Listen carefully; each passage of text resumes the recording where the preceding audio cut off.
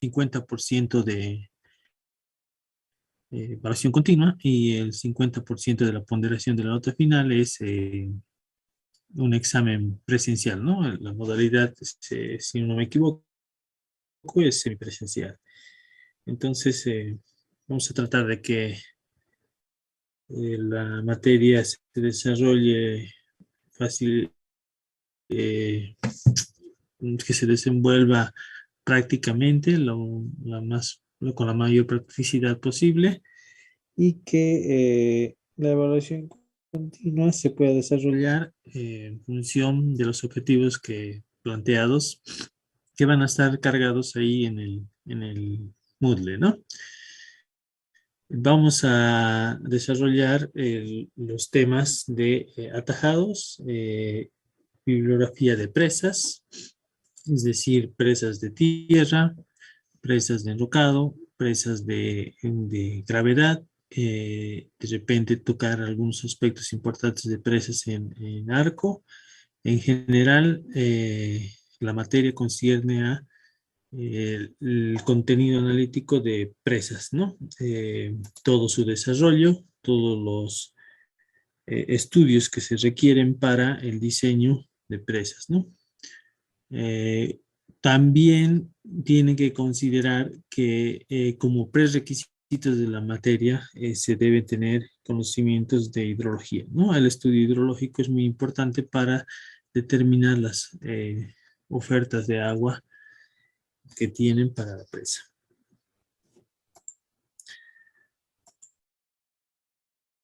Un momentito, vamos a emitir.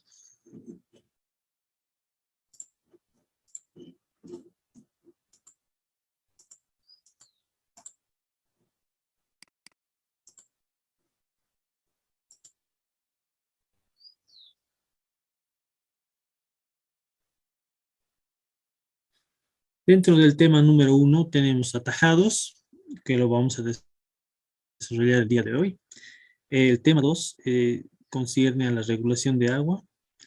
El tema 3 viene a ser la unidad 3, la selección del tipo de presas, aspectos o características como por ejemplo la topografía, la oferta de agua, el material disponible, las condiciones de la cimentación, el suelo, si tienen la capacidad portante, por ejemplo, para soportar la carga de una presa de gravedad, que es obviamente muy distinto el peso a pesas de materiales sueltos, el tamaño de la ubicación de los vertederos de excedencia, etcétera, ¿no? Esos son aspectos vamos a ver en la selección del tipo de presa, en la unidad 3, en la unidad número 4, vamos a ver ya, como les decía, presas de tierra, en la unidad 5 presas de concreto, unidad 6 en el contenido analítico tenemos los vertedores de excedencias,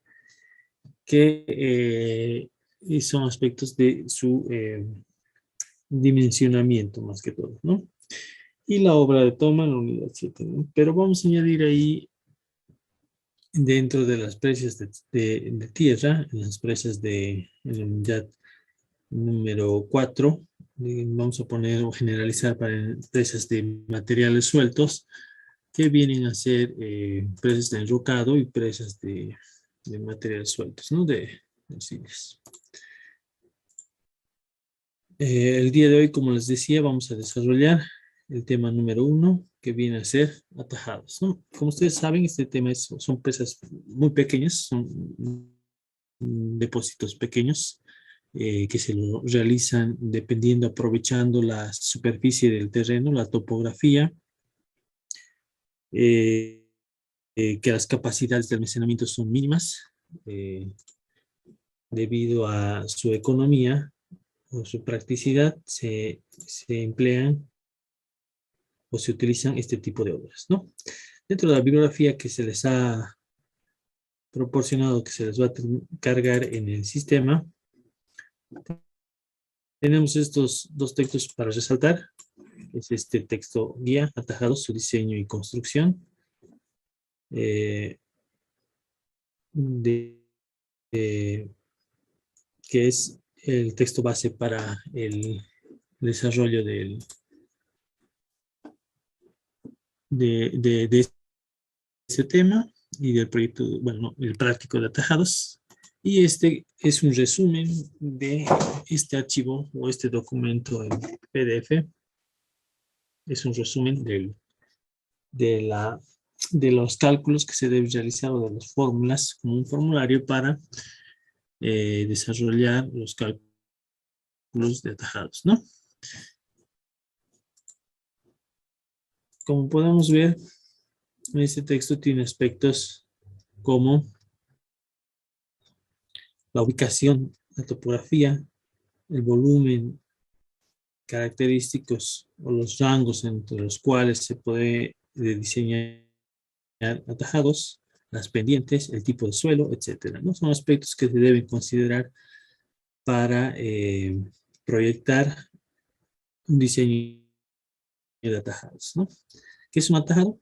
Es un depósito que se lo realiza con los materiales de la zona y que se aprovecha las pendientes del terreno para captar agua, ¿no?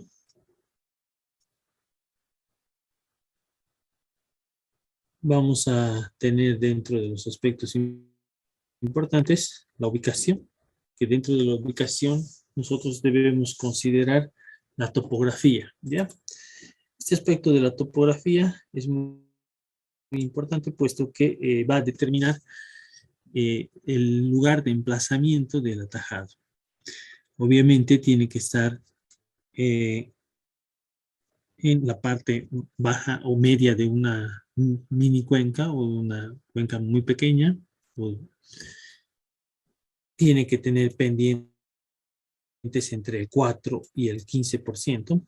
¿Por qué entre el 4 y el 15%? Porque pendientes menores al 4%, las superficies de la topografía son muy planas y al emplazar un atajado,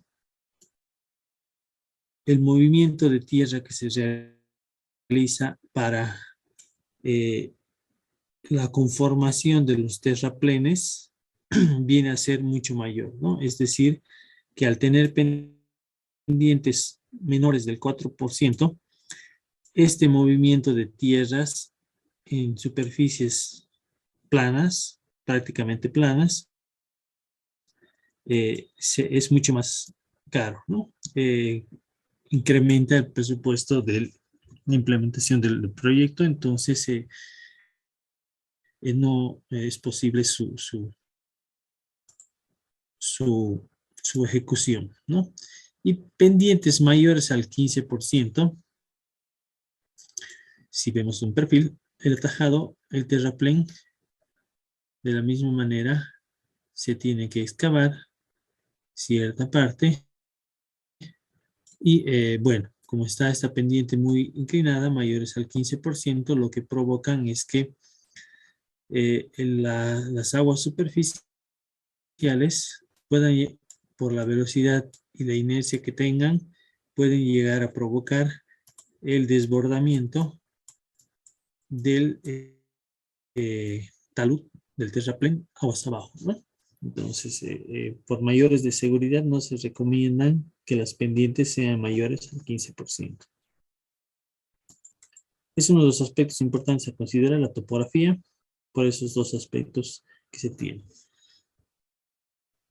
Otro aspecto importante es el tamaño del atajado. No se puede tener atajados de grandes capacidades de almacenamiento porque son obras muy pequeñas, ¿no? Por ejemplo, aquí tenemos el límite máximo, que tenemos atajados de 3000, por ejemplo, con pendientes mínimas que se deben considerar entre 4 al 8%. Para este dimensionamiento de atajados de volumen entre 500 y 1600 metros cúbicos, las pendientes deben estar entre el 4 y el 15%, ¿no? A menor volumen, se supone que la altura del atajado va a ser mucho menor. Entonces, es que podemos admitir pendientes mayores hasta el 15%, ¿no? Pero a tamaños o volúmenes mucho más grandes, por ejemplo, de 3000, eh, la altura del atajado va a ser mucho mayor y dependiendo de la geometría que se disponga, el- la pendiente máxima podemos admitir hasta un 8% del terreno, ¿no? Ya que al ser más alto el atajado, la presión hidrostática del agua de almacenamiento va a ser mayor y puede provocar empujes que comprometan la estabilidad del talud del atajado, ¿no? O del terraplén conformado. Otro aspecto importante a considerar son las características del suelo, ¿no? Lo que no se quiere en un atajado es que se tengan filtraciones, por ejemplo, ¿no?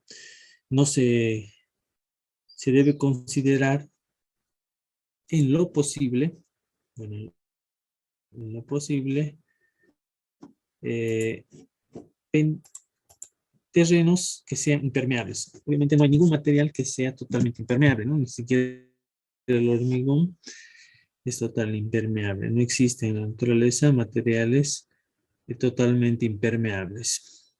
Para reducir el costo de implementación de membranas de impermeabilización dentro del atajado, para evitar las filtraciones y minimizar los costos, lo que se realiza es escoger terrenos que por su naturaleza tienen una permeabilidad mucho mayor, mucho más baja, ¿no?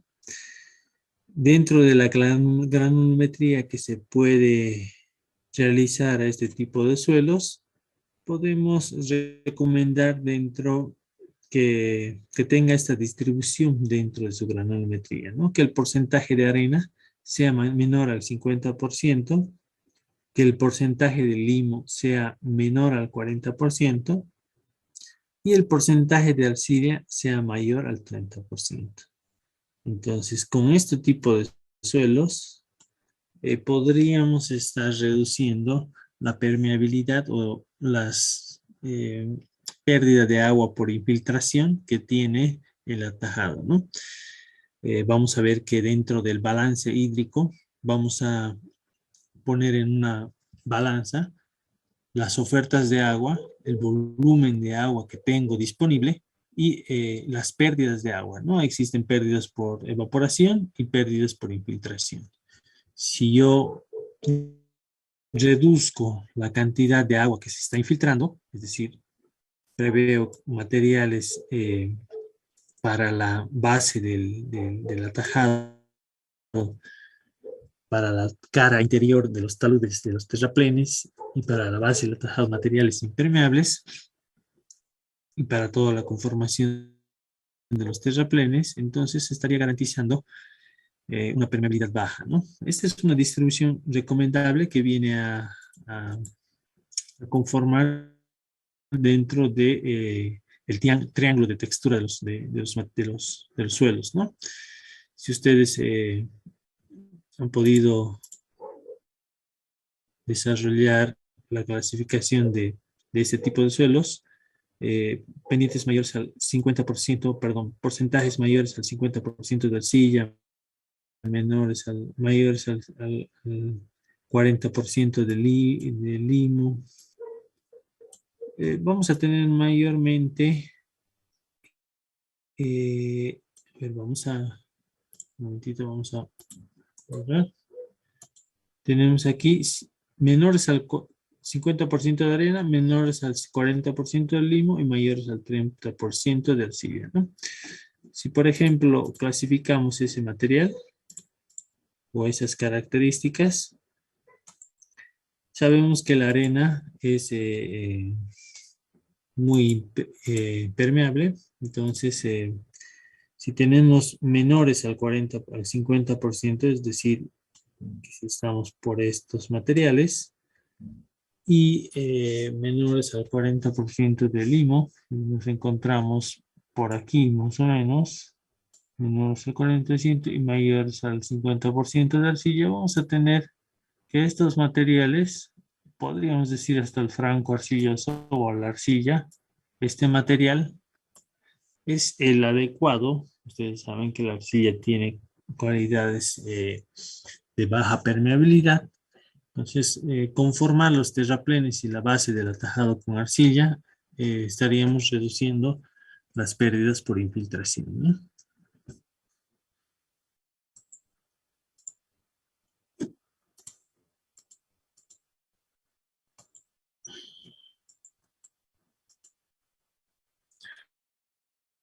Otro aspecto a considerar viene a ser las ofertas de agua. Dentro de las ofertas de agua, para reducir la, el costo de la implementación de un atajado y el costo de la conducción de agua, es decir, de material o del agua, del volumen de agua que va a llenar el atajado, se tiene que prever que las fuentes de agua, es decir, ya sean ríos, vertientes, sean acequias, quebradas, cunetas, tienen que estar cerca del emplazamiento del atajado, es decir, el emplazamiento del atajado tiene que estar cerca de las fuentes de agua, ¿no?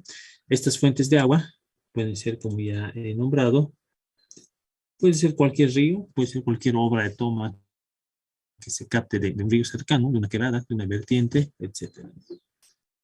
Como son proyectos muy pequeños, y sus estudios obviamente no deben tener mucha complejidad, se ha propuesto para mayor practicidad considerar esta ecuación para estimar el volumen de escorrentía. ¿Ya? Este va a ser el volumen de escorrentía para el escurrimiento superficial, donde tenemos el coeficiente de escorrentía del suelo, tenemos la precipitación y tenemos el área de la cuenca. Si, por ejemplo, tenemos esta pequeña cuenquita,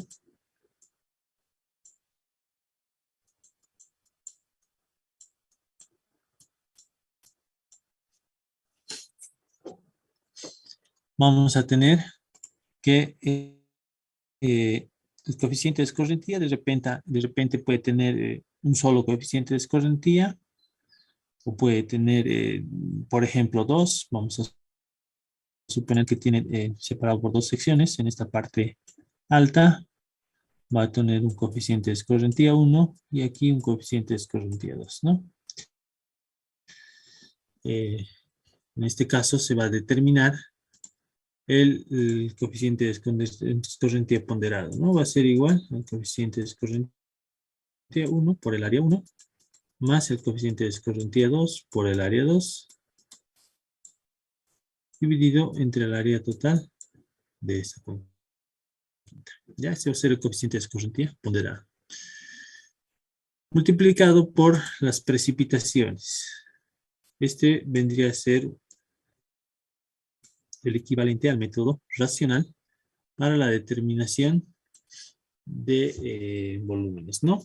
Si ustedes recuerdan, el método racional, tenemos el caudal es igual a C por I por A. Pero como este es volumen, aquí en vez de la intensidad ponemos la precipitación, ¿no? Entonces, el coeficiente, la precipitación y por el área de la cuenca. Este es el área de la cuenca. Entonces, le damos un factor de ocurrencia puesto que la extensión de los datos que tenemos de la precipitación, de los registros de la precipitación anual o mensual, en este caso mayormente mensual, eh, tienen variabilidad, ¿no? Y como son para suplantar ese estudio estadístico que usualmente los realizamos para proyectos de presas, le damos un 80% de que vaya a ocurrir el promedio de esa precipitación media mensual, ¿no? Entonces, al tener ya la precipitación, vamos a tener la altura, la altura de la lámina de precipitación, vamos a tener el área de la cuenca, entonces la altura por el área viene a conformar el volumen. El volumen de agua que va a caer en este punto que se va a captar para llevarlo al atajado, ¿no? Obviamente no son cuencas grandes, son cuencas pequeñas, relativamente pequeñas, ¿no? Entonces, esta es la fórmula planteada para el volumen de escorrentía. Y existen, bueno, diferentes tablas para la clasificación de el coeficiente de escorrentía, ¿no? Bosques, por ejemplo, y tenemos para terrenos franco-arenoso, franco-arcilloso y arcilloso, diferentes coeficientes de escorrentía. Lo que ustedes saben, el coeficiente de escorrentía va a reducir la velocidad de infiltración, ¿no? Perdón, la velocidad con la que escurre el agua por la superficie. Al reducir esa velocidad, lo que hace es que darle mayor tiempo al suelo para que se infiltre el suelo hacia la escorrentía subsuperficial y subterránea y, eh, y tenga menor capacidad de escurrimiento superficial, ¿no? Es decir, que va a haber menor volumen de escorrentía. Entonces, si tenemos menores coeficientes de escorrentía, vamos a tener menor volumen, ¿no? Otro de los aspectos a considerar son los caudales de ríos o seques o canales o cunetas. Si de repente se está captando de un canal de riego, de una sequía, lo que se tiene que tener son los caudales ya aforados. Esto viene a ser el caudal, ¿no? El caudal de canal. Y por el tiempo que se tiene, ese tiempo generalmente es un mes, llevado en segundos, y dividido entre 1000, porque el, el, el caudal de canal generalmente eh, lo tenemos en litros por segundo, pero si lo tenemos en metros cúbicos por segundo, entonces no es necesario la división entre este factor, ¿no? Si es que está entre metros cúbicos segundo. Pero si está en litros, obviamente divide entre 1000. Eso es cuando ya tenemos el caudal aforado, directamente se divide volumen caudal por tiempo. Y lo mismo para las vertientes, ¿no? Si ya tenemos los caudales aforados, vamos a tener la multiplicación de volumen igual caudal por tiempo. No es nada más que esta es la ecuación, porque el caudal, ustedes saben que es volumen sobre tiempo. Entonces, toda la oferta que se pueda tener de agua, generalmente tiene este tipo de fuentes, ¿no? Un volumen de escorrentía, un volumen de vertientes y un volumen de canales. Entonces, escorrentía hemos dicho que va a ser con el coeficiente de escorrentía C P por la precipitación por el área de la cuenca.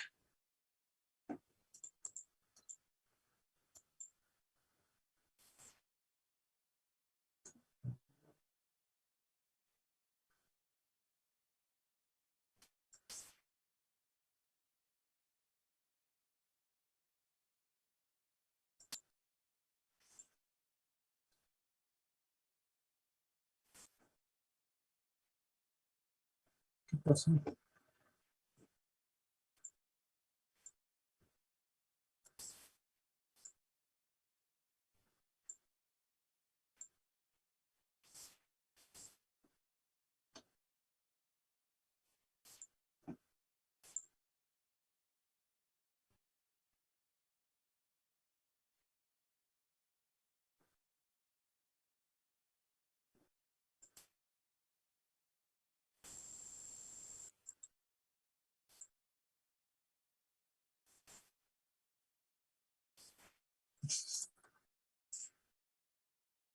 Bueno, ahí tuve problemas, pero entonces tenemos esos generalmente tres tipos de aportes de agua, el volumen de escorrentía, escorrentía, que va a ser el coeficiente de escorrentía por la precipitación, por el área. Caudal de vertientes, que generalmente tenemos un aforo de vertientes por canales o un aforo conocido, y un volumen de caudales, ¿no? Estos dos se van a determinar en función del caudal ya aforado y este en función de la precipitación, ¿ya? Esos son todos los aportes de agua.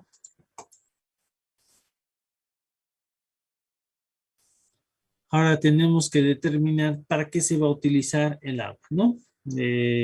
Si es para cultivo, ustedes saben que, bueno, ya en hidrología hemos visto la evapotranspiración que se tiene en cultivo, bueno, la evapotranspiración.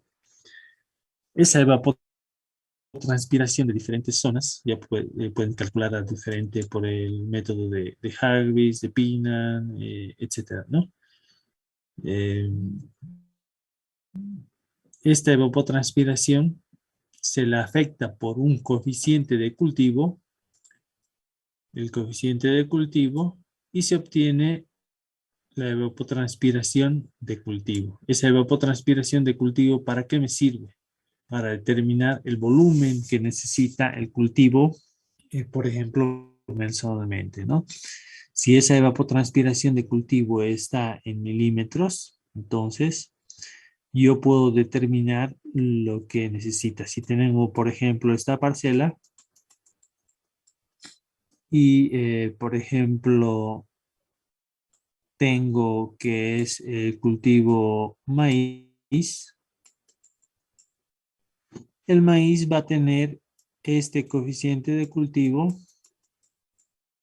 para el mes 1, un K1, un K2, un K3 y un K4, ¿ya? Generalmente estos coeficientes de cultivo tienen esta característica, que tienen valores bajos. Voy a poner al azar 0,30, es 0,40, le pongamos 0,40 y 0,30, ¿ya? Por decir, solo es un ejemplo, esto lo vamos a determinar o lo van a encontrar en tablas de estudios agronómicos, que este coeficiente de cultivo y estos valores me van a considerar para el mes 1, para el mes 2, para el mes 3 y para el mes 4. Esto va a determinar la cantidad de agua que necesita este cultivo de maíz, ¿ya? Si yo tengo esta evapotranspiración que ustedes saben, esto puede tener por el método de Pina, puede estar por el método Barney-Cribbs, puede estar por el método Hargreaves, etcétera, ¿no? Esta evapotranspiración generalmente está en milímetros mes, ¿no? Entonces, si yo lo tengo en milímetros mes, lo que puedo determinar es la cantidad de agua, ¿no? Yo, con el área de cultivo, si tengo esta área de cultivo, toda esta superficie de esta parcela, entonces el volumen que va a utilizar la planta va a ser igual a esta evapotranspiración de cultivo, que bueno, ya esta evapotranspiración de cultivo, considerando el mes 1, el mes 2 para cada mes, yo para cada mes determino esta evapotranspiración de cultivo. Por ejemplo, para el mes 1 voy a determinar el volumen, ¿no? Voy a tener el coeficiente de cultivo por mi evapotranspiración potencial de la zona. Vamos a tener que esto va a ser la altura. Esto viene a ser la altura de agua que necesita mi parcela, multiplicado por el área de cultivo. Yo voy a tener el volumen que necesito para regar este cultivo, ¿no? Entonces, por el área de cultivo, por la transpiración de cultivo, vamos a tener nuestro volumen que necesita. Y de esto lo determino para cada mes. Por ejemplo, ¿no? Para cada mes. Para el mes 1, para el mes 2, para el mes 3, para el mes 4. Entonces, esta es la ecuación para determinar solamente la altura que necesita, esta alturita, que necesita de riego la parcela, ¿no? Este volumen. Si esta es la parcela, esta es la alturita que necesita de agua. Ese vendría a ser la evapotranspiración de cultivo. Ahora, también tenemos usos para consumo animal. Aquí tenemos una tabla para, dependiendo de la cantidad de ganado, de animales, los litros de agua que se necesitan, ¿no? Para cada animal. Para vacas, por ejemplo, de 20 a 40 litros por día, para una sola, ¿no? Y así para diferentes tipos de animales. Entonces, el requerimiento de agua es el número de animales,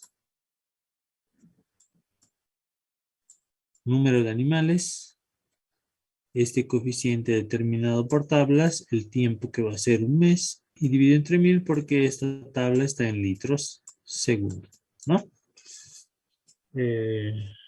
Perdón, litros día. En día, ¿no? Si este está en litros día, esto tiene que estar el tiempo en días, ¿ya?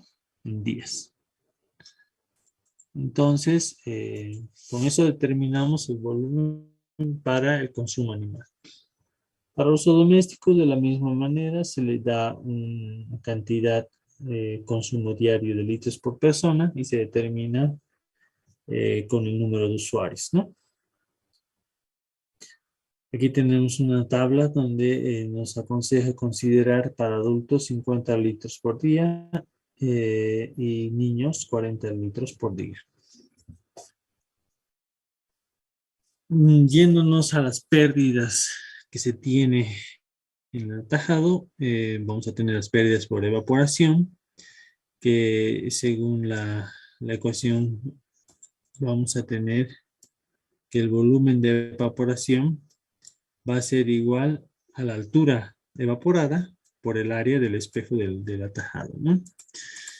Esto viene a reflejarse de la siguiente manera. Este es el atajado, que generalmente tiene esta forma, tronco piramidal. Este es el coronamiento, que generalmente tiene un ancho de 1 metro.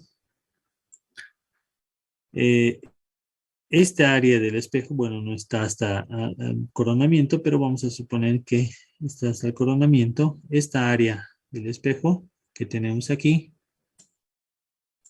viene a ser esta área, ¿no? Esta es la superficie que está en contacto con los rayos del sol, que por el calor, la energía de calorífica, hacen que se...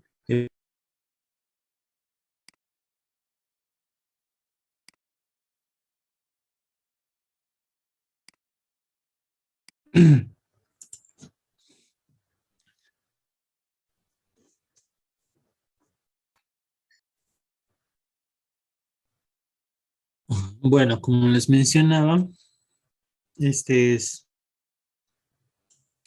el atajado, este es el terraplén conformado. Este es el terraplén.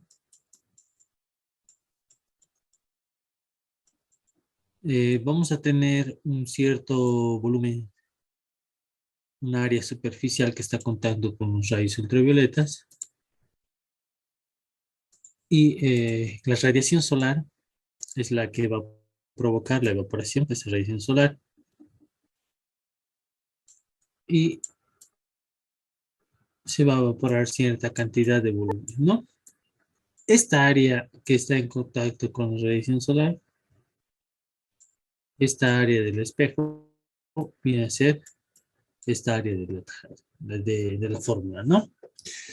Esta evaporación va a depender del tipo de zona del estudio. Generalmente se hace estudios en una zona donde tenemos tanques evaporímetros con dimensiones conocidas, con un diámetro. Se coloca un cierto volumen de agua.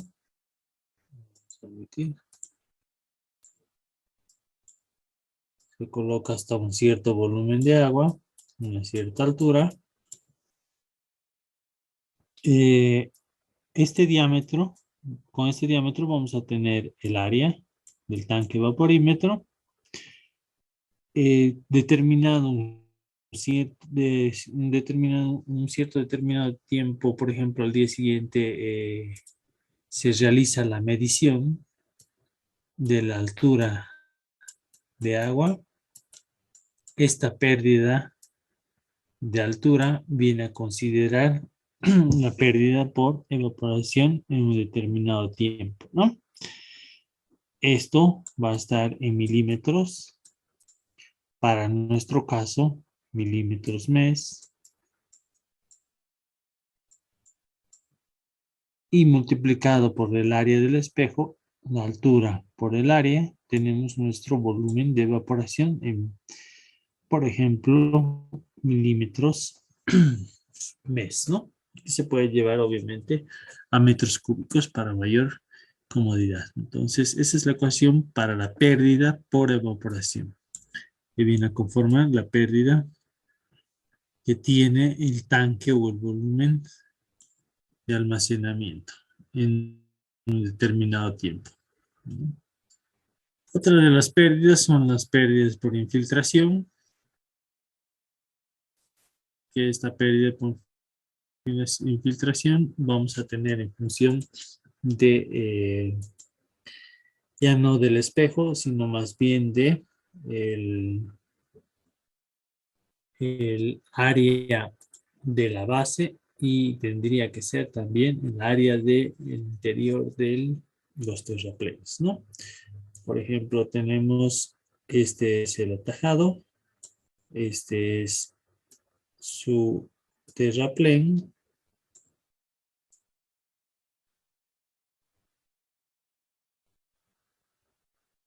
su coronamiento, y vamos a tener la parte interior, y vamos a suponer que esto es así, ¿no? Esta es la parte interior.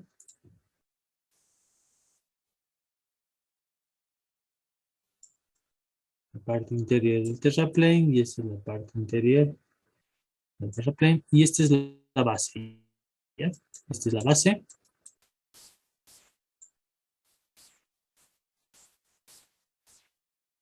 Entonces, esta área de la base viene a ser esta área de la ecuación, ¿ya? El volumen por infiltración que va a tener, obviamente, es atajado con una cantidad de agua almacenada, dependiendo del tipo de suelo que tengamos en la zona del emplazamiento. Ese tipo de suelo va a tener una característica de permeabilidad, y lo que vamos a tener es pérdidas por infiltración. Esa pérdida se puede cuantificar en función del coeficiente de infiltración K, el área de la base del atajado, según su geometría, y el tiempo, que viene a ser generalmente un mes para el balance hídrico, ¿no? ¿Por qué no consideramos esta parte interior de los terraplenes? Porque si existe infiltración por esta parte de la interior de la cara del terraplén, lo que se puede provocar es ubificación y el posterior colapso de la parte o la totalidad del terraplén, ¿no? Entonces, este es un aspecto que se debe asegurar en su construcción y en su ejecución, que no debe tener infiltraciones las paredes del talud eh, interior, ¿no? De los cuatro taludes o de los cuatro terraplenes. Pero en la base interior sí existen, dependiendo del tipo de suelo y del tratamiento que se le haya proporcionado, pérdidas por infiltración. En función de el tipo de suelo que se haya conformado o que se tenemos la siguiente tabla, ¿no? Arcilla con una permeabilidad de 2.084 por 10 a la menos 8, un suelo franco de 2.58 por 10 a la menos 8 y suelo arenoso de 3.097 por 10 a la menos 8, ¿no? Esos son los coeficientes de permeabilidad multiplicado por el área de la base. Vamos a tener y el tiempo, el volumen de infiltración. En total, tenemos que comparar el volumen de oferta que se tiene de agua con las pérdidas y el requerimiento de agua que viene a ser el consumo ya sea de riego, el consumo para uso animal, el consumo doméstico, las pérdidas de evaporación y pérdidas de infiltración. Este es el requerimiento de agua que vamos a tener el requerimiento total que vamos a tener en el balance. Esto es el uso agrícola, consumo animal, uso doméstico, evaporación y pérdidas por infiltración. Estas son pérdidas y esto es consumo. Generalmente no se tienen los consumos domésticos, pero sí se da el caso para consumo animal, ¿no? Generalmente en zonas con bajas precipitaciones, ¿no? En el Chaco se realizan generalmente en el Gran Chaco atajados para el consumo animal, ¿no? Ese es el volumen de requerimiento, la demanda de agua que se necesita, ¿no? Para determinar la capacidad del atajado, nosotros que tenemos que comparar el volumen de oferta con el volumen de demanda y realizar un balance hídrico. Este balance hídrico lo vamos a determinar de manera práctica.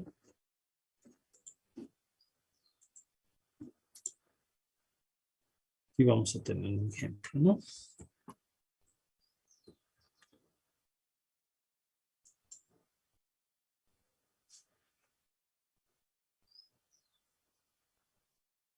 Ya.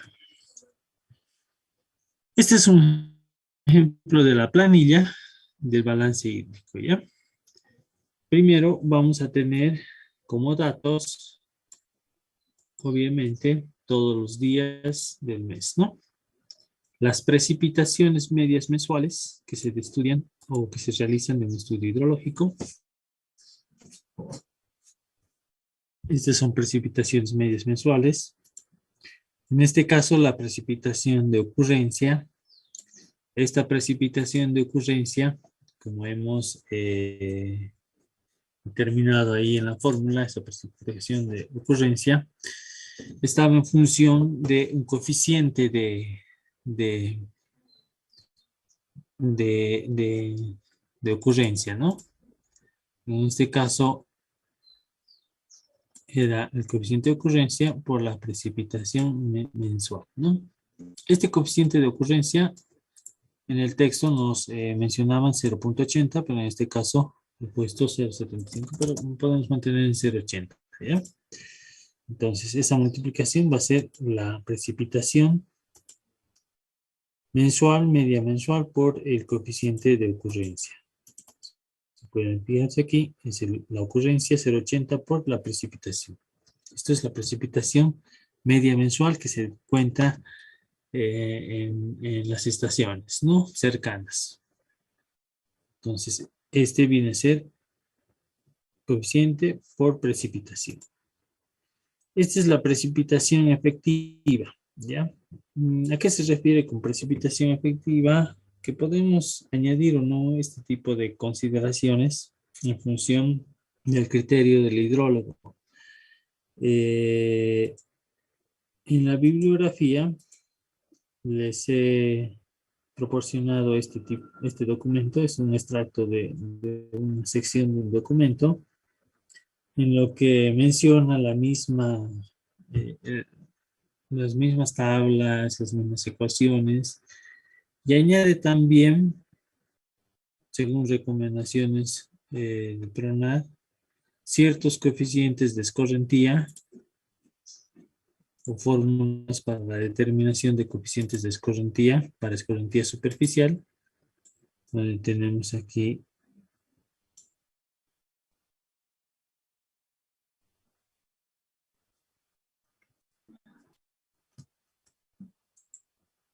perdón. Y también, bueno, eso es en función de los coeficientes de escorrentía.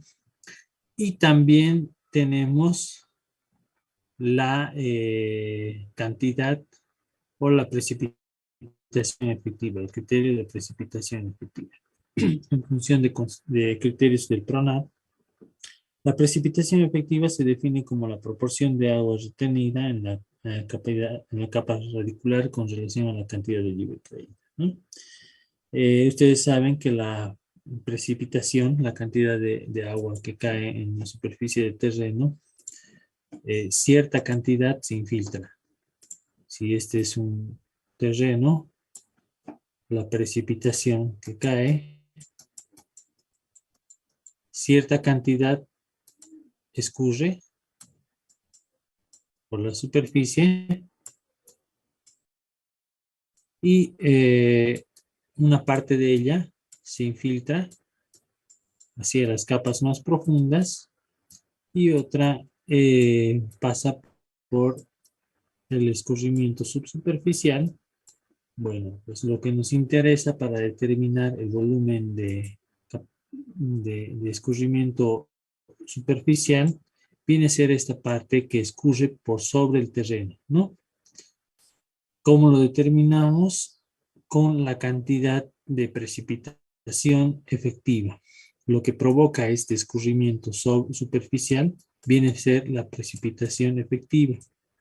A la precipitación total, a esta precipitación total de la lluvia, sumado a la precipitación efectiva, la precipitación o la cantidad que se infiltra en las capas subsuperficiales y subterráneas, entonces tenemos que restarle una cantidad para tener la precipitación efectiva.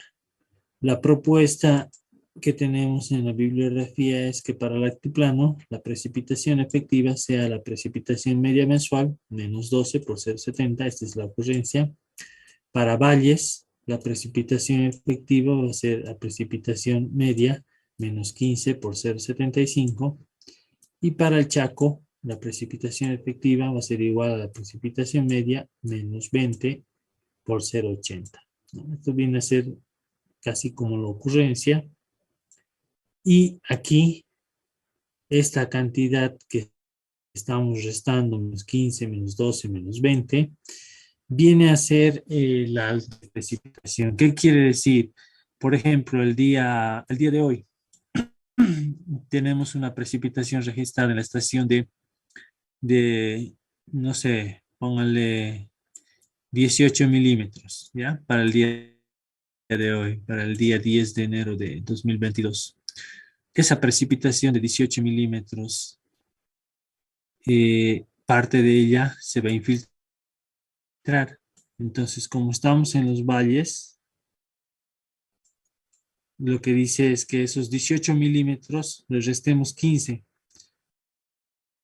Entonces, a los 18 milímetros le restamos 15 y le multiplicamos por 0,75. Entonces, 18 menos 3 tenemos 3 milímetros y por 0,75 vamos a tener 3 por 3, 9 dividido entre 4, más o menos a 2,25, ¿no? Algo así. Digamos 2 y algo, 2,25 creo que sí. 2,25 milímetros. Esos 2.25 milímetros de precipitación efectiva para esta escorrentía no significan absolutamente casi nada, ¿no? 2 milímetros no es nada. Entonces, ¿qué quiere decir? Que las precipitaciones menores a 15 milímetros no van a provocar nada. Por ejemplo, si el día de hoy llueve 10 milímetros, se registra 10 milímetros, no van a provocar escorrentía superficial.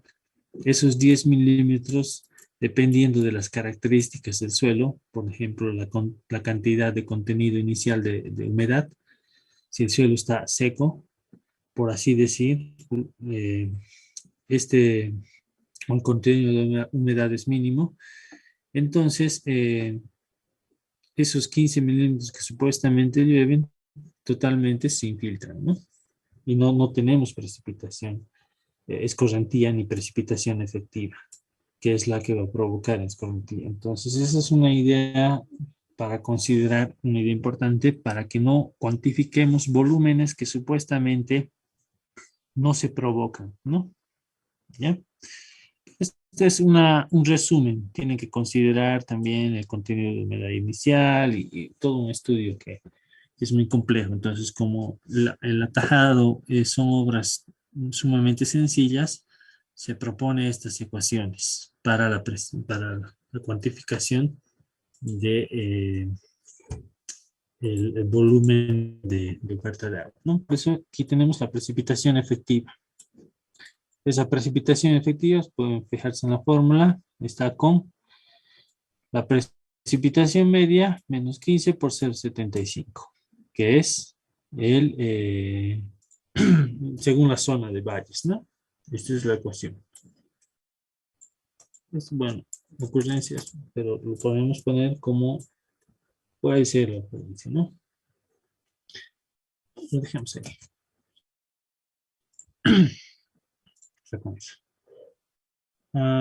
Ahora tenemos aquí la transpiración. Este es aquí, perdón, es aquí. Fíjense aquí cuando arrastramos estos valores de negativos vienen a ser porque estos valores de aquí no representan escorrentía superficial, ¿no? Vamos a ponerlo aquí. A ver, aquí no hay, no, aquí le borramos, ¿no? Estos para el balance se borran, ¿no? Esta evapotranspiración viene de un estudio de evapotranspiración. En este caso está por día, ¿ya? Si ustedes recuerdan, existen diferentes métodos para el cálculo de evapotranspiración. Este es el método más complejo, es el método de Pina Mountain, y podemos verlo aquí en la guía que les he proporcionado, que esta es la ecuación, es 0.408 por el área, no es el área, es el pendiente de la curva de presión. Aquí un error, no es A, esto es la pendiente de curva de presión. Por favor, considerar aquí. La radiación neta y tenemos aquí, no, está un poco, esta es la constante psicrométrica, ya no está aquí en la descripción de las características, pero esta es la constante psicrométrica. En la temperatura, el gradiente de la curva de presión, la velocidad del viento a 2 metros, la, la presión del vapor de saturación del aire, la presión del vapor del aire, y con esto determinamos la evapotranspiración de referencia por día, ¿no? Aquí tenemos algunos de los parámetros, pero en general, en este texto, bueno, en esta planilla, tenemos todos los valores, ¿no? Esto lo vamos a hacer un ejemplo un poco más detallado cuando estemos haciendo empresas. Vamos a suponer que ya para el desarrollo de esta planilla, ya tenemos esta evapotranspiración. Y no solamente puede ser por el método de Pinamonte, puede ser por el método Hargreaves o por diferentes métodos, ¿no? Eh, entonces, de esta manera, estos vamos completando lo que serían los datos, ¿no? Esto viene a ser la evapotranspiración mensual y el coeficiente de escorrentía, ¿ya? Del área de aporte para el tajado. Estos vienen a ser generalmente los datos, ¿no? No precisamente los datos, porque aquí tenemos que determinar la evapotranspiración de referencia y la evapotranspiración mensual y diaria y la precipitación efectiva en función de, de la precipitación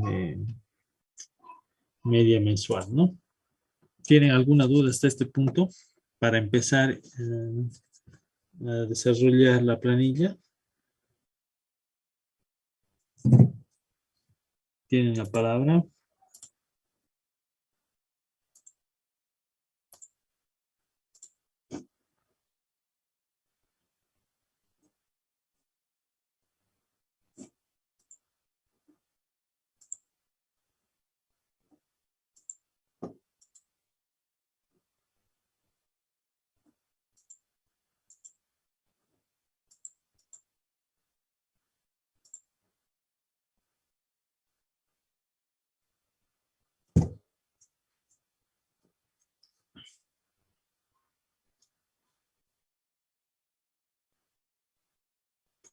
¿Tienen dudas? Vamos a empezar a explicar esta planilla, que es la que tienen que realizar en la práctica 1, ¿no? Si se fijan los datos, bueno, vamos a decir, repetir todo lo que se ha dicho en la teoría para la ejecución de esta planilla. Datos necesitamos, precipitación de la estación, eso se Ingeniero, perdón, multiplica me por... cuesta compartir la pantalla. Datos necesitamos, la precipitación. Este es en realidad este sería el dato. Este sería el dato. El número de 10 también sería dato. Estos dos los determinamos en función de la precipitación de la estación media mensual.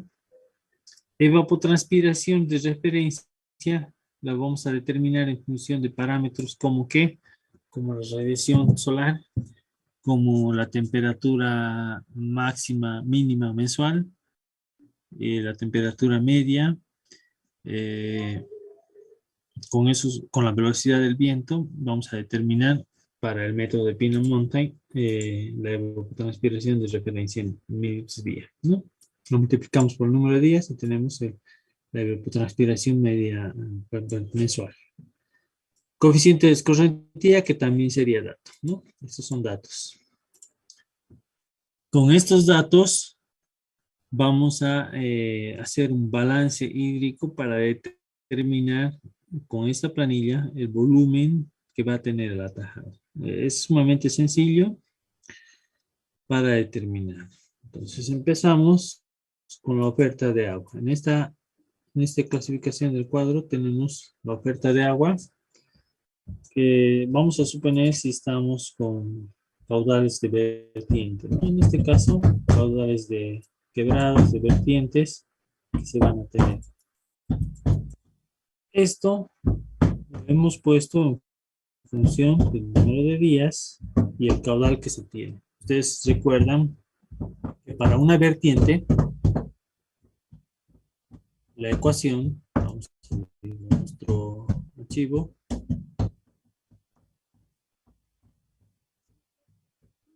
era esta la ecuación, ¿no? El volumen que se tiene para una vertiente va a ser el caudal que tiene la vertiente por el tiempo dividido entre 1000. En este caso, tenemos el caudal en litros por segundo, ya aforado, y esto lo vamos a multiplicar por el tiempo para que esté en mes, y vamos a multiplicar por el número de días y lo vamos a dividir entre 1000. Entonces directamente multiplicamos por el tiempo al caudal y lo transformamos a nivel mensual. 86.400 viene a ser los segundos para un mes. O para un día, perdón. Para un día multiplicado por el número de días van a ser, ya llevamos estos litros y dividido entre 1000 llevamos a metros cúbicos por un mes. Entonces este va a ser el caudal con un caudal conocido. Este también vendría a ser un dato. Vamos a poner con naranja a los datos, ¿ya? Este es un dato de aforo. Determinamos este caudal de beneficio. Este caudal de quebrada va a ser un caudal, lo vamos a poner generalmente, lo puse como quebrada, pero es un caudal de escorrentía.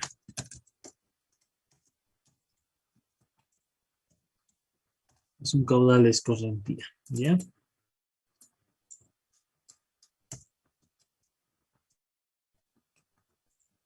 Este caudal de escorrentía, según la ecuación, tenemos que tener volumen de escorrentía en función de la precipitación, el coeficiente de escorrentía y el área de la cuenca de aporte, ¿ya?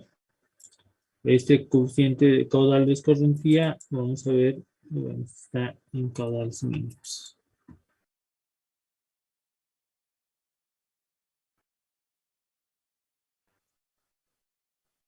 Bueno, está en otra planilla, pero generalmente lo vamos a poner en función de esta área de aporte de la quebrada. Vamos a ver que aquí tenemos, que es dato. Tenemos que tener un coeficiente de escorrentía, un área de aporte de la quebrada, el coeficiente de escorrentía y la precipitación que vamos a tener. Vamos a poner aquí, vamos a poner aquí con datos. Vamos a cambiar el caudal de la vertiente. Va a ser el coeficiente de escorrentía multiplicado por la precipitación que tenemos, esta precipitación efectiva, multiplicado por nuestra área de aporte de nuestra quebrada, ¿ya? De nuestra quebrada. Vamos a revisar nuestro, perdón, estoy en aquí, estoy aquí. Vamos a poner aquí, coeficiente de escorrentía multiplicado por la precipitación efectiva multiplicado por nuestra área de aporte, ¿ya? Vamos a revisar los datos, en qué unidades están. Coeficientes adimensional, precipitación efectiva está en milímetros. Entonces, tenemos que dividir para llevar a metros entre 1000, ¿no? Aquí ya está en litros, perdón. Litros. Eso lo vamos a eliminar. Y vamos a poner aquí directamente. Ya no lo pongamos en litros. Nos interesa en metros cúbicos. Ese coeficiente de escorrentía, como hemos dicho, es coeficiente, perdón, el caudal de escorrentía, coeficiente multiplicado por la precipitación efectiva multiplicado por nuestra área de la quebrada. Y tenemos que dividir entre 1000 porque esto está en milímetros. Lo llevamos a metros. Y respecto más, tenemos, ¿no? Entonces ese sería nuestro volumen. Lo vamos a arrastrar aquí. A ver. Perdón, esto de aquí no está fijado. Esto lo vamos a fijar. Así. Como aquí tenemos volúmenes, no tenemos coeficiente de escorrentía. Aquí tenemos un volumen, aquí cambiamos el coeficiente de escorrentía. En estos no tenemos aporte, ¿no? Entonces ese sería el volumen de escorrentía. Coeficiente de escorrentía por la precipitación que provoca la escorrentía por el área de la cuenca, ¿ya? Y entre 1000 porque la precipitación está en milímetros. Entonces esto sería el aporte de escorrentía. Le ponemos escorrentía El volumen total de la oferta va a ser lo que tenemos de la vertiente más lo de la... Este de la vertiente es absolutamente nada, ¿no? 0,15. Entonces, vamos a suponer para este ejemplo que no tenemos eso, que tenemos solamente el escurrimiento superficial, ¿ya? Para este ejemplo, solamente tenemos el escurrimiento superficial por esta precipitación efectiva. Entonces, esta es la única oferta de agua que tenemos, lo que escurre por el terreno. Para las demandas, como les decía, tenemos que tener la evapotranspiración de referencia. Esta es una demanda de riego. Este es para un cultivo, este de aquí. ¿Ya? Esto es para un solo cultivo. Esto. Vamos a hacer primero para un cultivo y luego para los otros, ¿no? Aquí tenemos para 4. Lo vamos a eliminar y vamos a poner solamente para uno, ¿ya? Para que no nos compliquemos. Después es solamente repetir y cambiar los meses, ¿no? Ya, este es, fíjense aquí, la demanda de riego. Vamos a poner con un borde.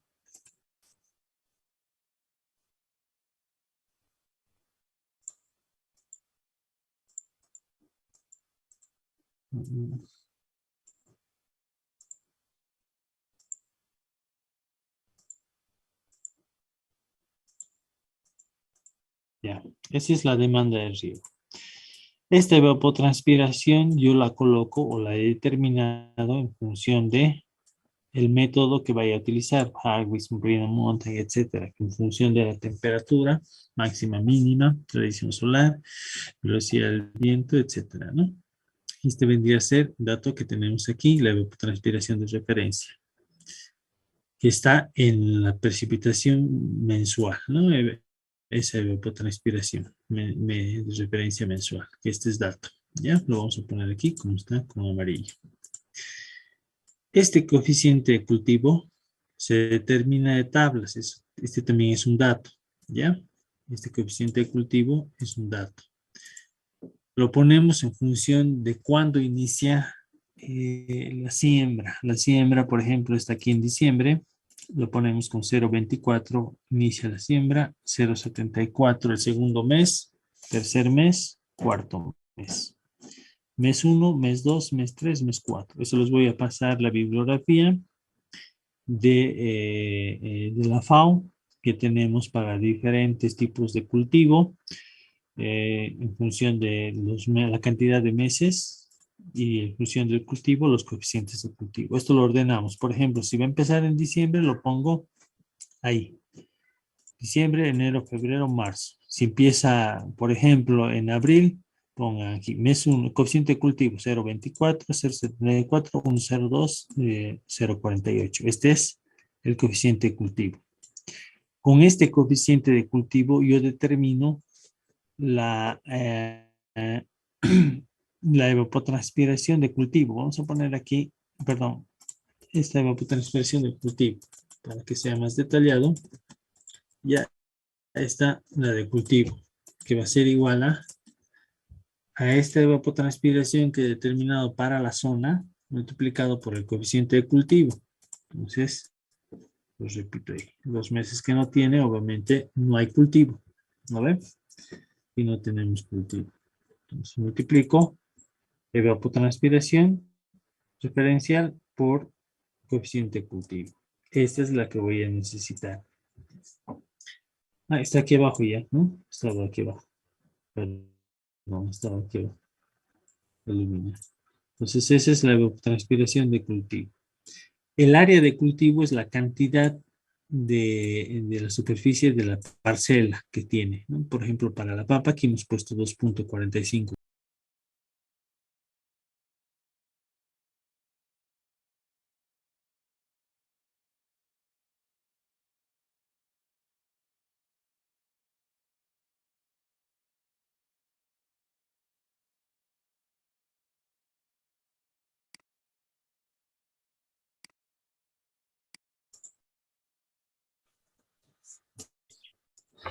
Bueno, estamos aquí. Esta área de cultivo es el área de cultivo para la parcela, ¿no? 2.45 que le hemos puesto aquí, 2.45 hectáreas, ¿no? Papá está en hectáreas, 2.45. Entonces, esto se repite, esto viene a ser dato. Vamos a poner con naranja. Ya es dato. Esta eficiencia de aplicación va a depender de cómo se está colocando o cómo se está regando, ¿no? Sabemos que va a cambiar la eficiencia de aplicación en función de si el riego es por inundación, es por surco, si es por aspersión, si es por goteo. Obviamente la eficiencia es más eficiente el riego si es por goteo, ¿no? Y puede llegar a un 0,90, 0,85 la eficiencia de aplicación. ¿En qué afecta? En que la cantidad de agua que se le va a proporcionar al cultivo, si tenemos más eficiencia, la cantidad de agua que se necesita es menor, ¿no? Entonces, al tener menos eficiencia, yo necesito mucha más cantidad de agua, ¿no? Porque se pierde más agua. Los riegos por inundación, por ejemplo, aquí tenemos, o por surcos, tenemos una eficiencia de aplicación del 0,60%, es decir, que el 60% de agua es el que se está yendo a la planta, exactamente al cultivo, y lo demás obviamente va al suelo y se infiltra y se pierde, ¿no? Y no se está utilizando. Entonces, esta es la eficiencia de aplicación que también tiene que ser dato, ¿no? Como les dije, por aspersión, de repente hasta un 0,70, por goteo un 0,85, ¿no? Recomendables. Existen estudios para determinar esta eficiencia de aplicación en función del tipo de cultivo, ¿no?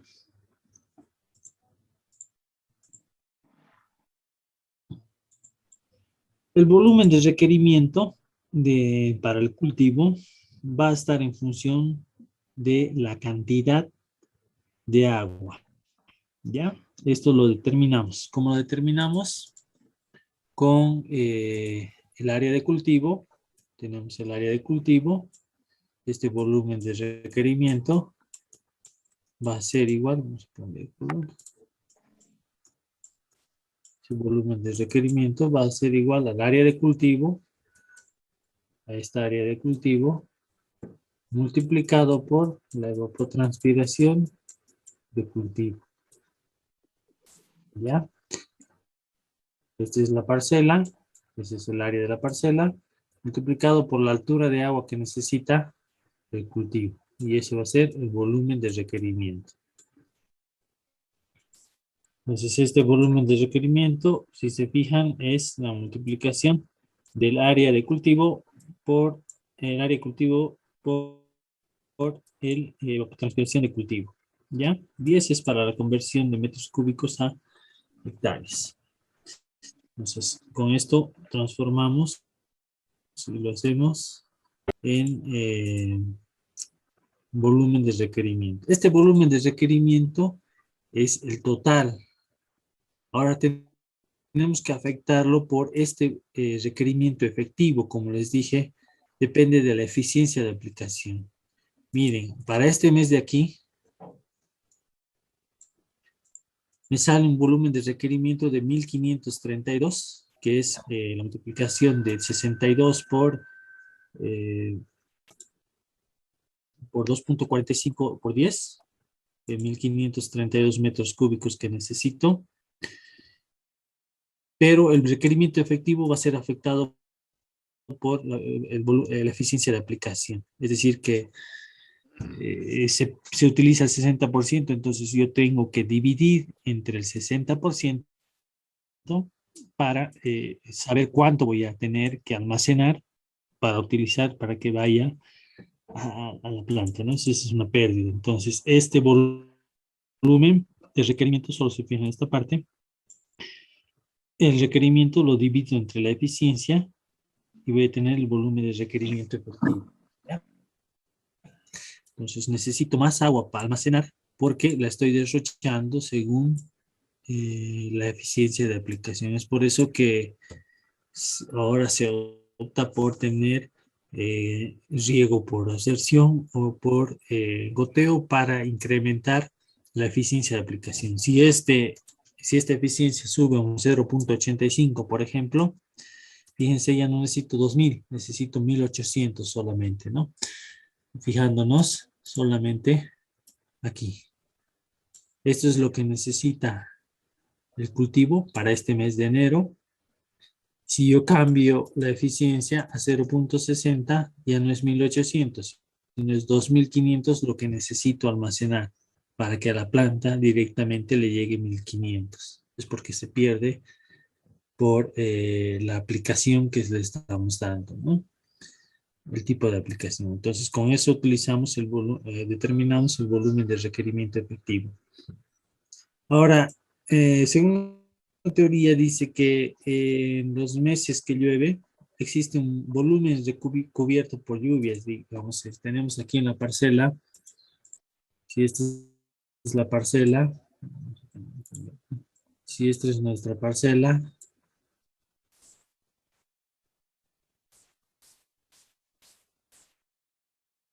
en todo el mes se tiene una cantidad de precipitación. Entonces, los días que obviamente cae precipitación en el cultivo, no van a llegar porque la planta tampoco lo absorbe, ¿no? Entonces, es un desperdicio regar los días que llueve, ¿no? Entonces, este volumen cubierto por lluvias viene a considerar ese aporte de la lluvia que cae directamente en la parcela, ¿no? Y tenemos aquí el volumen cubierto por lluvias va a ser igual a la precipitación, que en este caso tiene que ser la precipitación media, la del dato, el dato que cae, la precipitación media, multiplicado por el área de la parcela. Aquí tenemos el área de la parcela y 10 por la conversión. Sí, en esta ecuación tenemos la precipitación multiplicado por el área de la parcela y 10 para convertir en hectáreas, ¿no? Entonces esto agarramos y lo transformamos. Este viene a ser la lluvia que cae directamente en la parcela. El volumen de requerimiento, lo que falta o lo que necesitamos aquí, por ejemplo, el mes de enero, son los meses que más llueve. Tenemos más lluvia, que si se fijan, tenemos más precipitación que lo que necesito almacenar. Entonces, me sale 0. Pero el mes de febrero, aquí tengo que llueve 2630 y yo necesito 3127. Entonces, yo resto 3127 menos 2630, yo necesito almacenar 497. Y así para todos los meses. Este mes llueve más de lo que yo necesito almacenar. En este mes llueve más de lo que yo necesito almacenar. Entonces, lo que necesito almacenar solamente es para este mes de febrero, ¿no? En este caso. En este caso, solamente para el mes de febrero. Vamos a hacerlo con este dato de 2.45 y después vamos a cambiar la cantidad de área de cultivo para ver que nos salga un volumen atajado, porque ahora en estos meses está lloviendo más y no necesita, ¿no?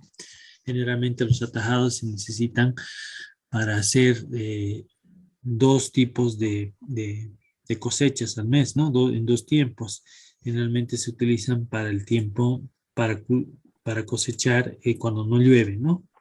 Desde abril hasta octubre, por ejemplo. Ya, entonces después lo cambiamos. Pérdidas, como pérdidas, ¿qué vamos a tener? Antes de pasar a pérdidas, ¿qué dudas tienen para la determinación de la demanda?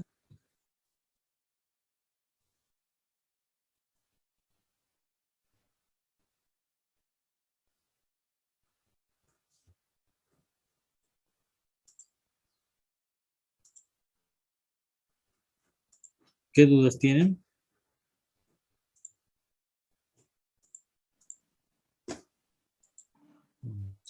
Aquí. ¿Alguien que tenga dudas? Bueno, si no tienen dudas, vamos a suponer que ya me imagino que lo entienden, ¿no? Es sumamente sencillo. Para las pérdidas locales existen, como les dije, pérdidas por infiltración y pérdidas por evaporación. Para la pérdida por infiltración, lo vamos a determinar en función de qué? De datos como el coeficiente de permeabilidad, que es dato, y el área de la base del atajado, ¿ya? Este es un dato. Dato y dato. Para un cálculo inicial, como no sabemos todavía el dimensionamiento del atajado, le vamos a dar una base del atajado, un área del atajado, ¿ya? Supongamos para este ejemplo que va a ser un atajado de 30 por 30 de base, 900 metros cuadrados, ¿ya? Ese es el área de la base. Entonces, mi pérdida por infiltración va a ser igual a el área de la base por el coeficiente de permeabilidad del suelo, que lo saco de tablas, y multiplicado por el número de días. ¿Por qué? Porque el coeficiente de permeabilidad está en metros por segundo, es una velocidad con la que infiltra el suelo. Entonces, si yo lo multiplico por el número de días y multiplico por la cantidad de segundos que tiene el día, yo tengo el volumen de infiltración. ¿Ya? Este sería el volumen de infiltración. La pérdida por evaporación va a estar en función de también el área del espejo, como habíamos dicho, el área de espejo que va a ser un dato, pero esto es un dato inicial que después se va a convertir en un cálculo. Vamos a poner si es 30, por ejemplo, el área de la base, le vamos a poner 35 por 35, el área del espejo. Este es el área del espejo de agua. Entonces mi pérdida por evaporación va a ser igual a mi evaporación. Bueno, el área del espejo, este tiene que ser la evaporación, no es esta evaporación, perdón, está mal de aquí. Tiene que ser un dato de evaporación. Este viene a ser la evaporación de Meyer, por ejemplo.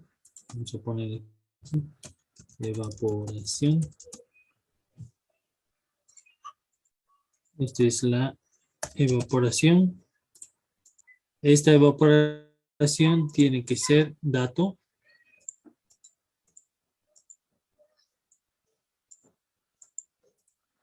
Y la eficiencia de aplicación también es un dato. Entonces, esta evaporación, como les dije, está en función del tipo de zona de la radiación solar, que viene a ser el motor para que se evapore, ¿no? Podemos determinar esa evaporación en función de tablas o determinarla por cálculos, ¿no?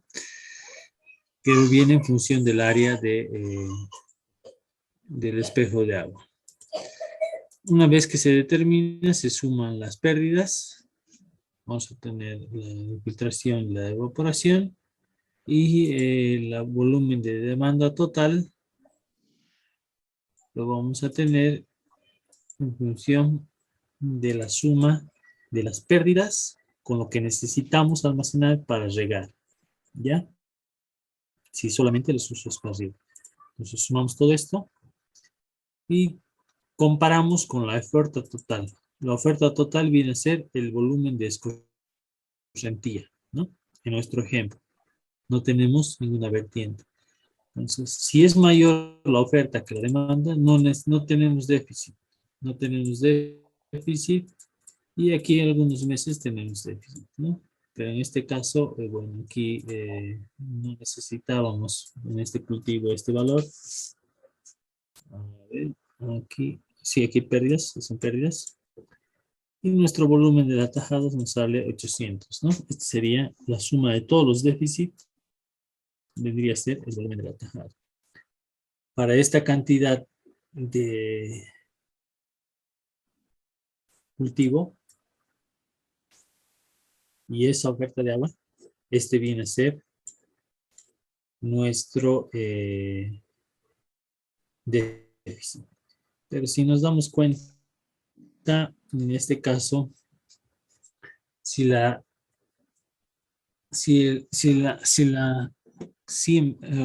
siembra es en diciembre, enero, febrero, marzo, viene a ser la cosecha, el déficit que tengo es en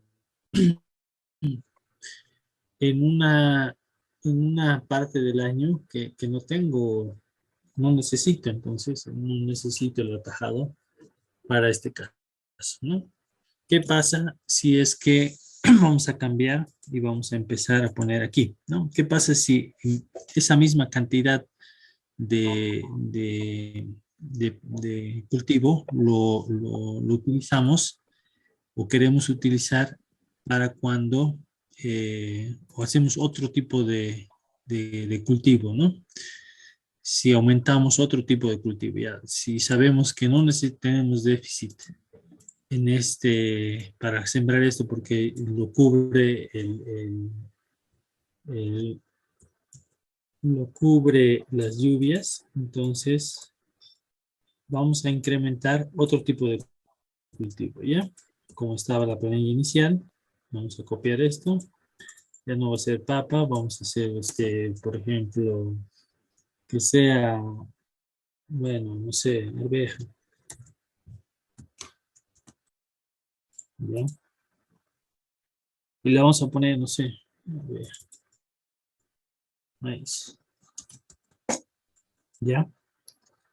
Lo vamos a poner en otra época del año, lo vamos a poner, esto lo vamos a poner a partir de, no sé, en abril, mayo, vamos mayo, ¿ya?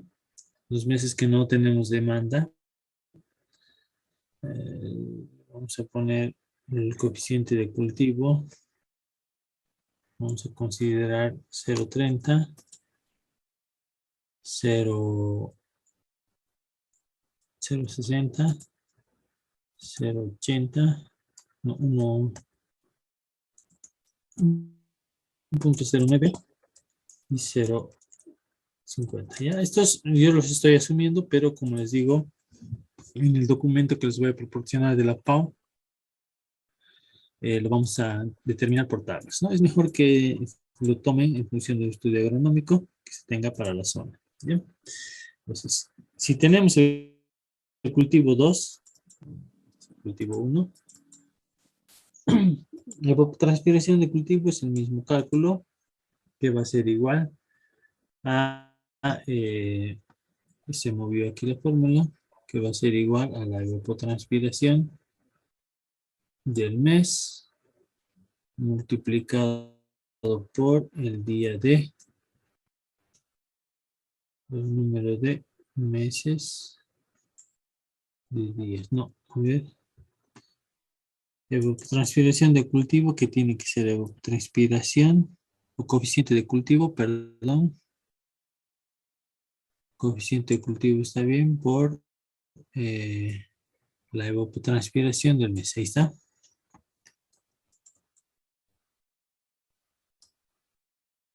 Aquí está bien. A ver, vamos a ver.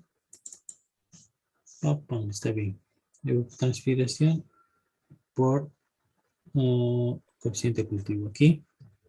Evapotranspiración por coeficiente de cultivo. Vamos a evapotranspiración. No lo copiamos ahí, pero lo vamos a poner aquí. Aquí está, perdón.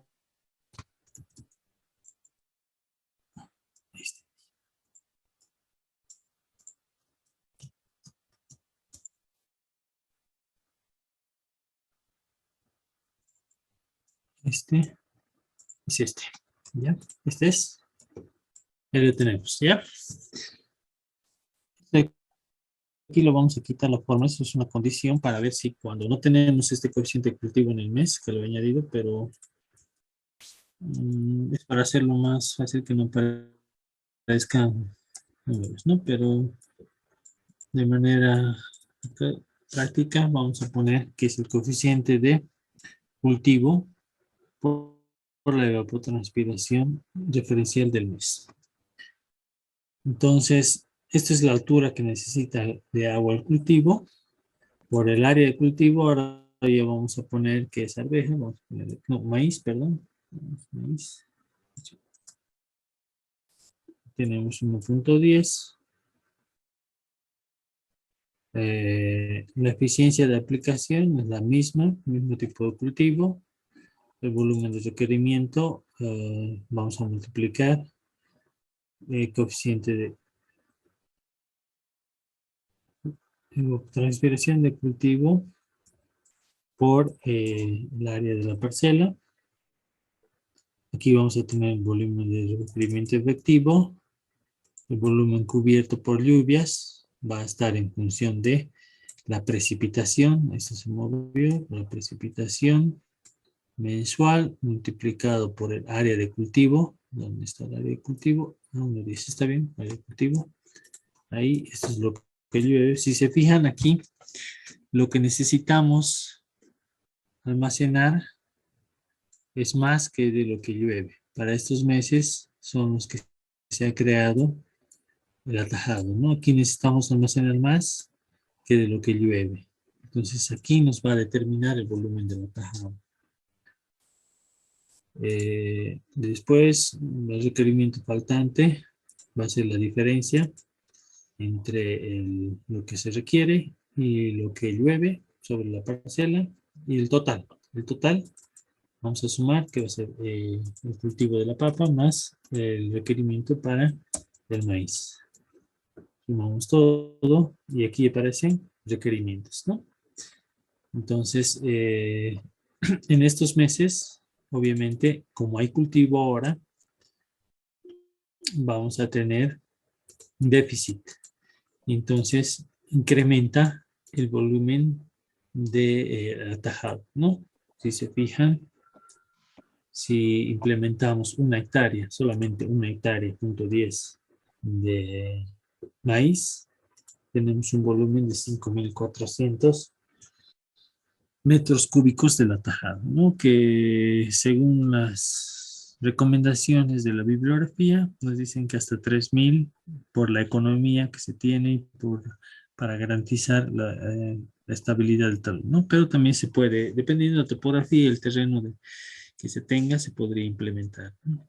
Ese es el volumen de déficit, que con este volumen yo entro a hacer los cálculos de la geometría y vuelvo a determinar y a corregir este balance para determinar el área de el espejo de agua, que lo vamos a poner con amarillo, el área de espejo de agua ya con las dimensiones del atajado y el área de la base.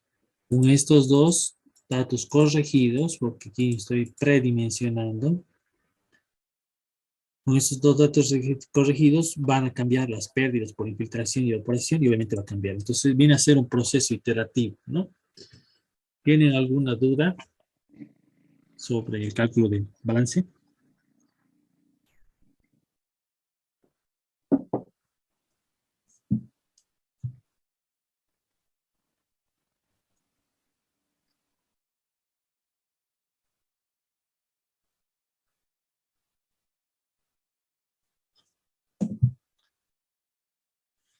¿Tienen alguna duda? No, ingeniero.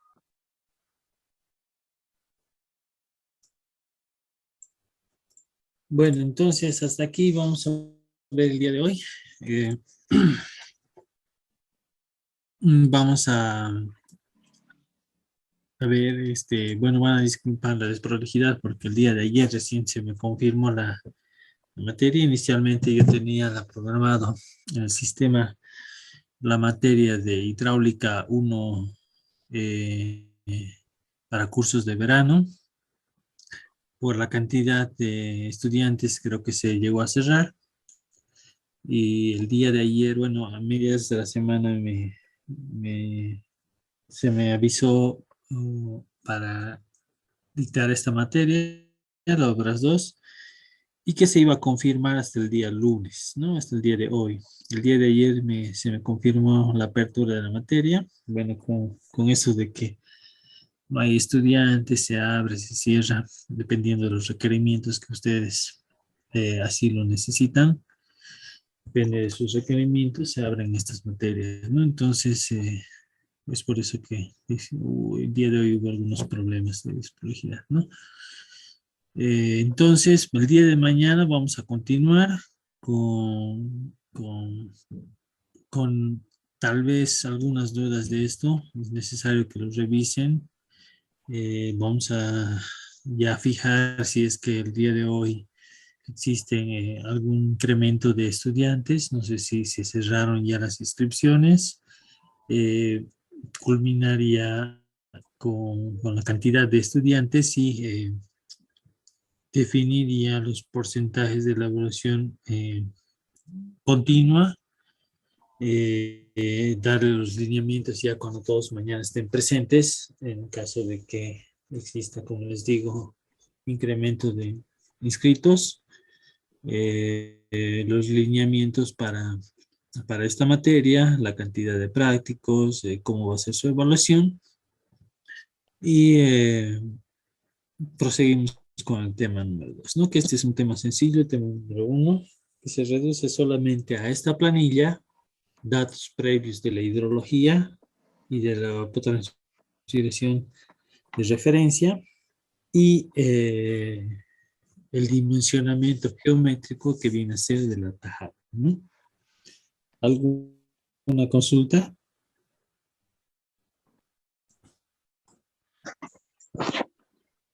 Inge, ¿va a haber proyecto o simplemente por el tiempo se va a dar prácticas? Dependiendo del número de estudiantes, yo tengo 76, bueno, hasta hoy en la mañana vi son 76, ¿no? Eh, Déjenme consultarlo si nos da el tiempo, si cómo está previsto los lineamientos de verano con el director del departamento.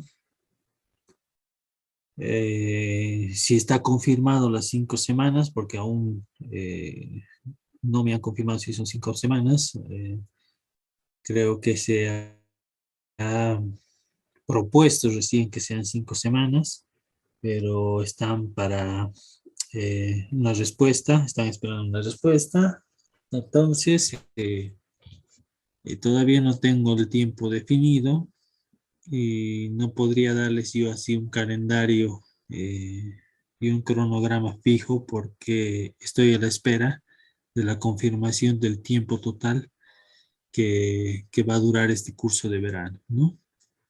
Esperemos que entre estos días, el mañana y pasado mañana, me puedan confirmar la duración del curso de verano para que ya tengamos algo definido. ¿Alguna otra duda?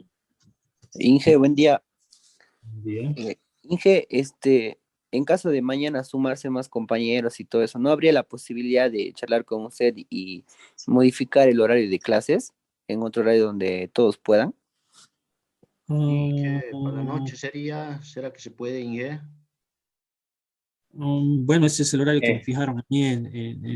Para mí mucho mejor en la noche, ¿no? Pero eso ustedes lo tienen que consultar con... No, no sé cómo pusieron estos horarios, ¿no? Tendrían que consultar en nada.